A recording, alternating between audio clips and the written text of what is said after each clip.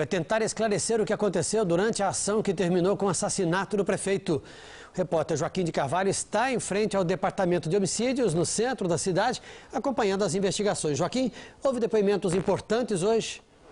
Tramontina, nesta fase inicial do inquérito, todos os depoimentos são considerados importantes. Hoje à tarde, a polícia ouviu o garçom que serviu o prefeito Celso Daniel e o empresário Sérgio Gomes da Silva no restaurante Rubaiá, sexta-feira à noite. O garçom deixou a delegacia de homicídios agora há pouco e estava um pouco assustado. Mas a maior parte dos trabalhos da polícia hoje foi na rua. O delegado Armando de Oliveira Costa Filho, que comanda as investigações, fez um contato com o juiz Maurício Lemos Porto Alves, do Departamento de Inquéritos Policiais do Fórum, e pediu a quebra de sigilo telefônico e mandados de busca, mas não revelou de quem. E o laudo preliminar do Instituto Médico Legal confirma: o prefeito Celso Daniel foi espancado antes de morrer. E outra coisa, a polícia também já sabe: a Blazer queimada, encontrada ontem, não bateu na Pajero que levava Celso Daniel. Os peritos do Instituto de Criminalística passaram o dia examinando a Blazer queimada encontrada ontem na periferia de São Paulo e concluíram que o carro não se chocou com a Pajero que transportava o prefeito Celso Daniel e o empresário Sérgio Gomes da Silva. Os peritos vão agora fazer um teste com outro modelo de carro, um Santana igual ao que teria sido usado pelos sequestradores e que poderia ter batido na Pajero. De repente, pela altura lá, pode ter sido a dianteira no Santana. Outra hipótese é que a batida tenha sido apenas com este carro, que estava parado na calçada. A Pajero, dirigida pelo empresário, também foi periciada hoje. E os peritos disseram que ela está em boas condições mecânicas e elétricas. Não apresenta os problemas descritos por Sérgio. Baseado nessa alegação de que o carro teve problema no câmbio, está se mostrando aqui que o carro não tem problema no câmbio. Se quiser sair, a gente vai sair, vai dar a volta, engata todas as marchas, o carro está perfeito o câmbio. E o problema da trava elétrica também, que funciona normal. E o pneu aí que mostra lá atrás que o carro não andou com o pneu murcho. Sérgio Gomes da Silva foi incluído no programa de proteção a testemunhas da divisão de homicídios, a pedido dele próprio. Isso significa que Sérgio Gomes está sob escolta permanente de 6 homens e só pode sair de casa depois de comunicar à polícia. Com base no depoimento de Sérgio Gomes, que terminou ontem à noite, a polícia fez este retrato de um dos sequestradores. O suspeito é um homem moreno entre 20 e 25 anos, com 1,73 m de altura, cabelos e olhos castanhos. E agora há pouco deixou a divisão de homicídios o garçom do restaurante Rubaiá, que serviu o prefeito Celso Daniel e Sérgio Gomes. Ele foi embora de bicicleta e não quis dar entrevista. E agora vamos ao Departamento de Investigações sobre Crime Organizado para saber como vai ser a reconstituição do crime do prefeito Celso Daniel, da morte do prefeito Celso Daniel. Repórter Marcelo Rosa está em frente ao DEIC. Marcelo, já está confirmada a presença do empresário Sérgio Gomes na reconstituição? Não, Tramontina, não está confirmada e por isso não é possível dizer se a reconstituição vai ser feita com base no depoimento do empresário Sérgio Gomes da Silva ou com a presença dele. A reconstituição está marcada para começar às 9 horas da noite no restaurante que fica na Alameda Santos, na região dos Jardins, onde o prefeito jantou na sexta-feira, dia 18, e segue até a rua Antônio Bezerra, no bairro do Sacomã, onde terminou a perseguição a Pajero e os sequestradores conseguiram levar o prefeito de Santo André, Celso Daniel. O empresário Sérgio Gomes da Silva está sob proteção policial. Tramontina. Daqui a pouquinho mais informações sobre as investigações do assassinato do prefeito de Santo André. Veja em instantes o depoimento dramático de um homem sequestrado. Vencido pela violência, ele decide deixar São Paulo.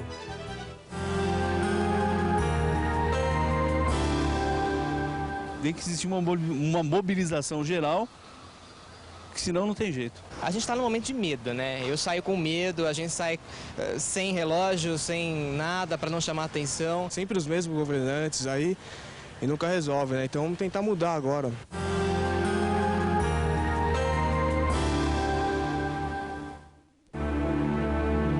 Eu já gastei muito dinheiro com álcool. Era garrafa atrás de garrafa, mas agora eu me livrei deste álcool. Chegou álcool gel Veja. Basta aplicar umas gotinhas e ele rende mais do que o álcool líquido. Novo álcool gel Veja. Álcool agora é assim. David Ames tinha uma vida perfeita. Até que em um momento mudou tudo. Para sempre. Vanilla Sky. 25 de janeiro. Não sou nem quero ser o seu dono.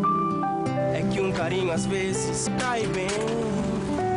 Eu tenho meus segredos e planos secretos. Só abro pra você, mais ninguém. Quem ama, cuida. Dia 25, São Paulo vira a capital da música contra a violência e pela paz. Participe. Venha de branco. Dona, a gente ama, é claro que a gente cuida. Prefeitura de São Paulo. Governo da Reconstrução.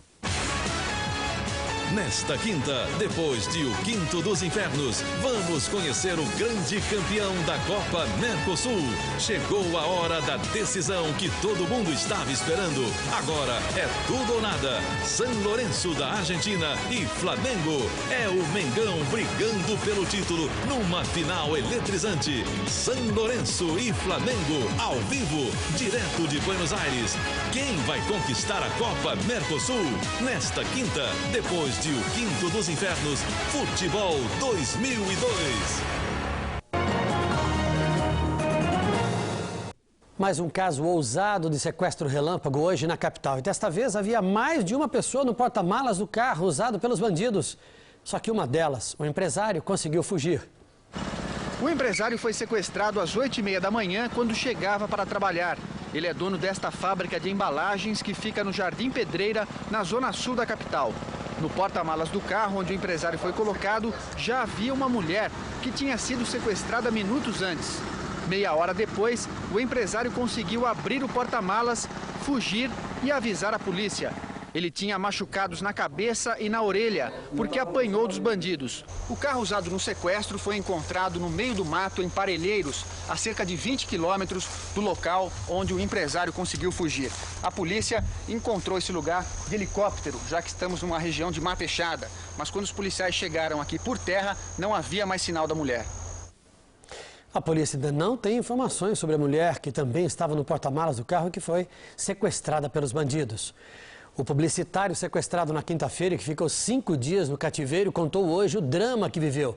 Ele acha que assim contribui para diminuir a violência.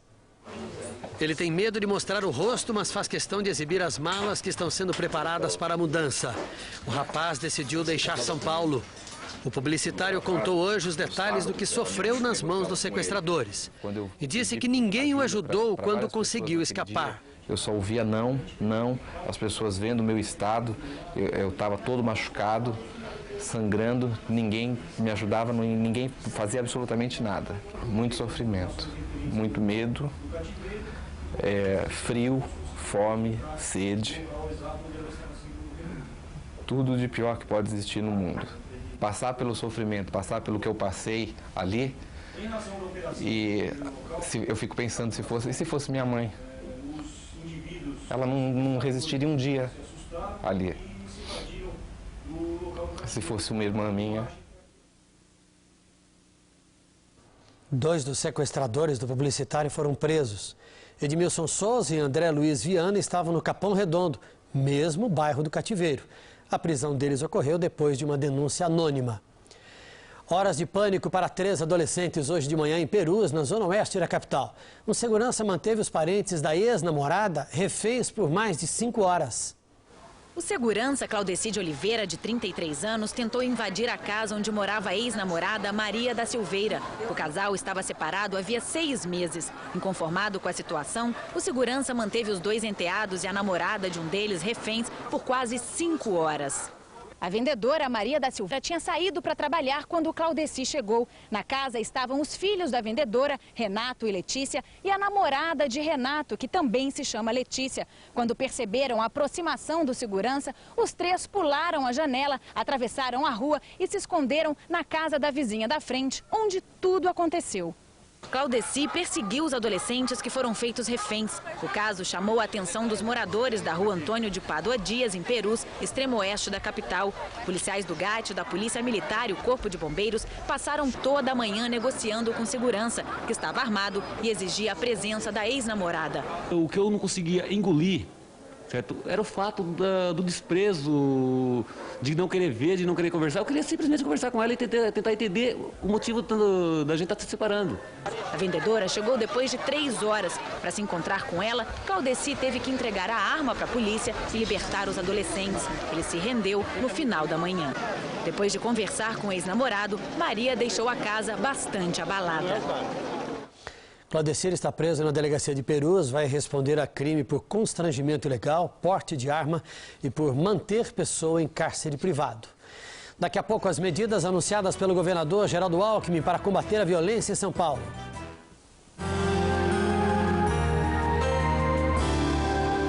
Se todos denunciarem, com certeza vai melhorar muito. Tem que ajudar, né, a polícia também. Tem muita gente que sabe das coisas e não fala, não denuncia, não liga. Vamos solicitar nossos direitos, queremos que a violência acabe. Criança adora ler. Aqui na escola, a gente tem milhares e milhares de livros, dos clássicos aos infantis. Vamos dar uma olhada nessa biblioteca?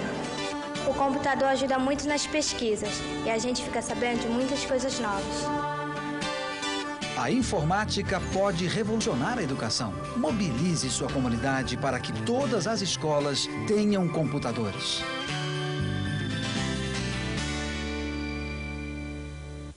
Apoio Telemar. Se tem Brasil, a Telemar vai lá. Bahia que não me sai do pensamento. E Petrobras, fazendo seu papel para um futuro melhor. Com a garantia dos grupos Icatu e de Hartford, nasceu há 10 anos a Icatu Hartford. Nossa missão é desenvolver soluções inovadoras para seguros de vida, previdência e capitalização. Comemoramos 10 anos com o apoio de mais de 5.000 corretores, centenas de parcerias bem-sucedidas e a confiança de mais de 3 milhões de clientes. Icatu Hartford, 10 anos dedicados a garantir o que é seu. A Memória da Água, com Andréa Beltrão, Eliane Giardini e Ana Beatriz Nogueira. De sexta a domingo, Teatro Alfa, curtíssima temporada. Cultura, a Globo está ligada. O Quinto dos Infernos. Carlota Joaquina conseguiu jogar Dom João contra seu filho, Dom Pedro. Vai daqui, Pedro! Vai encontrar um rumo que seja distante do meu! E agora o herdeiro do trono está sofrendo como nunca com a injustiça da família real. O rei foi claro. Não sou mais seu filho, não sou mais o príncipe herdeiro. Nada tenho que fazer aqui. Nesta quarta, depois de A Grande Família, o Quinto dos Infernos. O governador Geraldo Alckmin e o secretário da Segurança Pública, Saulo Abreu, anunciaram agora há pouco uma série de medidas para combater a violência em todo o estado, principalmente os casos de sequestros. A entrevista coletiva foi agora à tarde no Palácio dos Bandeirantes.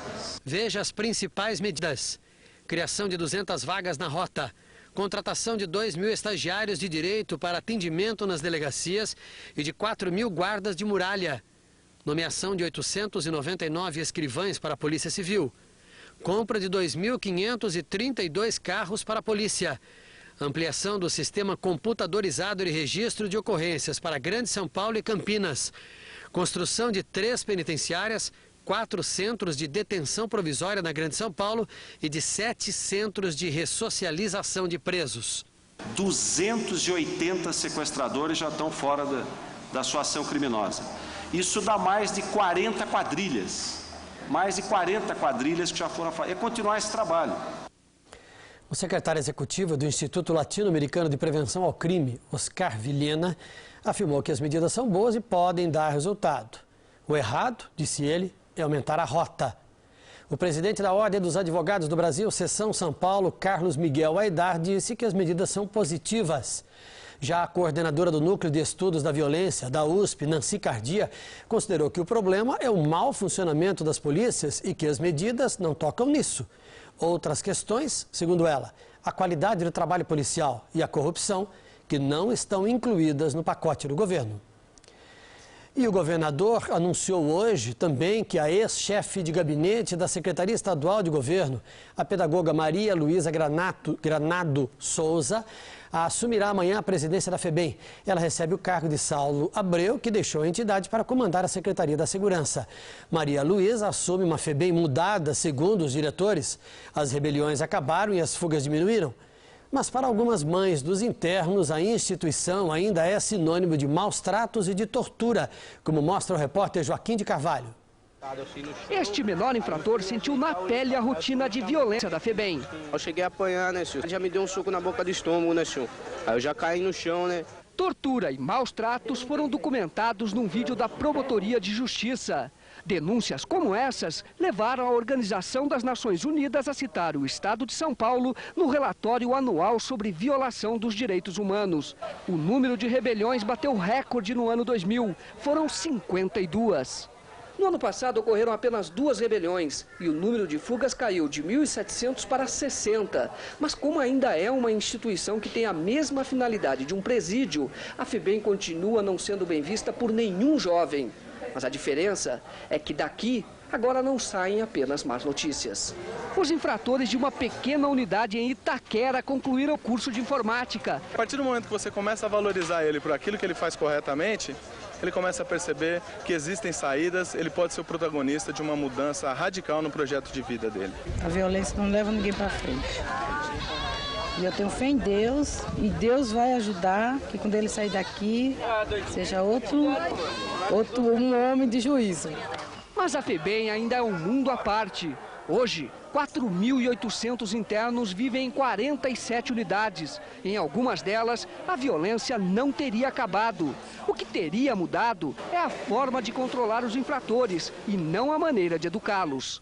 Houve um controle de rebeliões que a gente analisa que é um controle de encarceramento maior, de privação mesmo de liberdade. E não o domínio da pedagogia, um projeto pedagógico que venha realmente reeducar esse jovem. E as denúncias de maus tratos não param. Esta mãe diz que o filho foi espancado na semana passada. Como ele tem dificuldade na perna para sentar, eles pediram para ele sentar. Como ele demorou, eles foram bem na perna dele, que tem problema, e bateram em cima. Chute, né?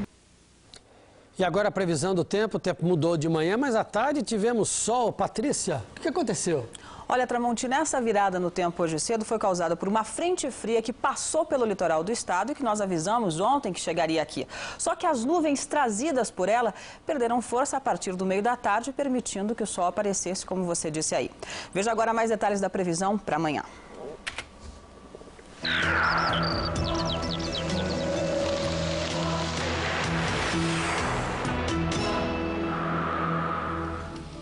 As fotos de satélite mostram que mais nuvens estão chegando à região metropolitana.